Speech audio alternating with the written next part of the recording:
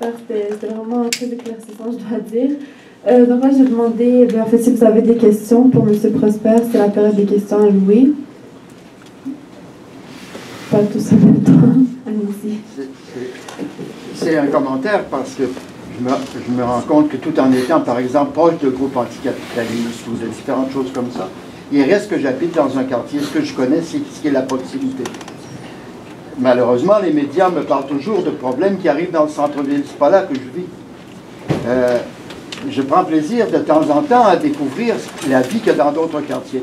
Montréal-Nord, je ne suis pas souvent invité à aller me promener par là et aller à un... Bon.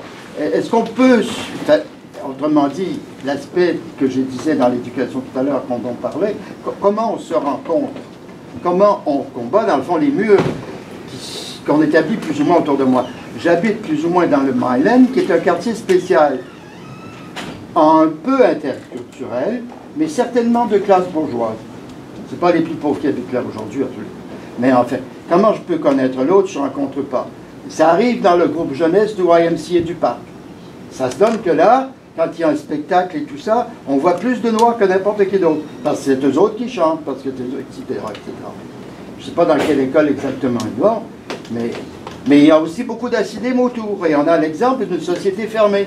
Donc, il y a toutes ces différences-là. On s'est dit, comment est-ce qu'on arrive à se rencontrer?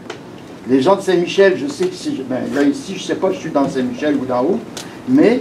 Villeray extension. Hein? C'est Villeray. Villeray par extension Saint-Michel. Bon.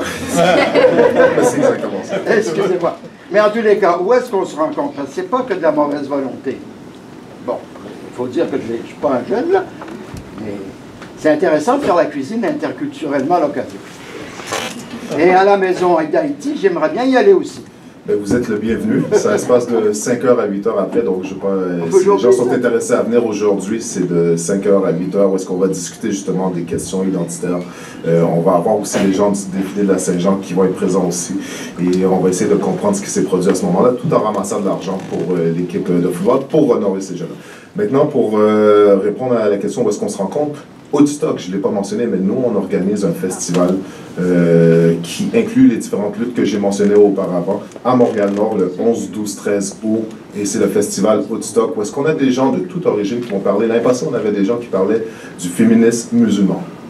On n'avait jamais entendu véritablement parler de ça. Donc on a parlé de ça. Le féminisme noir aussi, on parlait de ces questions-là. On parlait des questions anticapitalistes aussi. On parlait aussi des questions du racisme systémique. Donc on englobait des enjeux de la sorte. On a essayé de faire un état des lieux de la situation nord-montréalaise, Montréal, québécoise, en parlant, en adressant tous ces enjeux-là, autant les enjeux du logement, autant en adressant les enjeux de cliniques de proximité.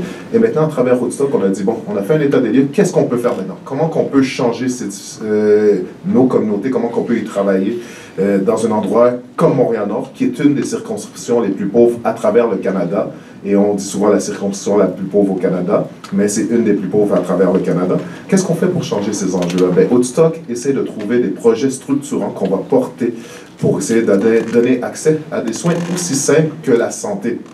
Il y a des docteurs qui refusent présentement d'aller desservir Montréal-Nord parce qu'ils disent, bon, les réalités culturelles ne sont pas les nôtres, c'est plus difficile de travailler à Montréal-Nord, puis on ne peut pas faire comme dans le temps de la Russie, l'USSR, envoyer des gens où est-ce qu'on veut et les balancer à Montréal-Nord, comme si c'était une communauté qui faisait même pas partie de Montréal, en fait. Donc, il y a cette exclusion-là qu'on vit, et même dans les soins de santé, il y a une exclusion qu'on est en train de vivre. Donc, nous, on essaie de braquer les projecteurs sur ces différents enjeux-là et dire comment qu'on peut se bâtir en tant que communauté, comment qu'on peut faire cet accès-là à des cliniques qui représentent la réalité des gens qui habitent Montréal-Nord.